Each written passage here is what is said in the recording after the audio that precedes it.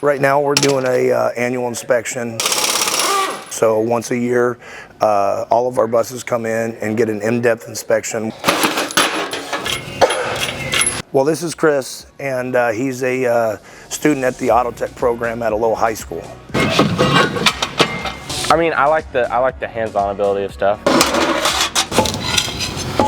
So we started an intern program February 2022. It was always ideal for me to get the CTE kids involved over here at the Transportation Department. It's always been on my heart to just grow that CTE program in the schools. We have the perfect avenue for that to happen.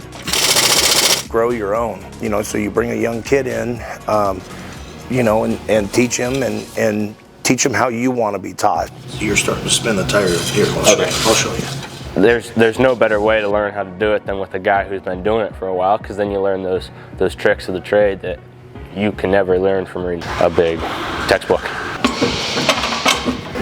Bingo. I'm trying to provide an avenue after the high school portion that maybe they can come and have a pipeline here to just actually have a job starting here already. So I think that this stuff for me is applicable.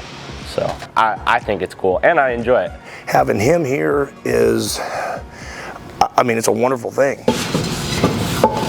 That's the goal, just to make a difference in their lives and just, you know, build them up. And ultimately, if they make this a career, they can look back and say, hey, here's where I started at an intern at Beaverton School District. Even if they don't stay in-house with us and they go somewhere else, they have that knowledge and we can impact them and just check in with them when they are here daily, you know, and just try to walk alongside them wherever we can, personally or here at work as well.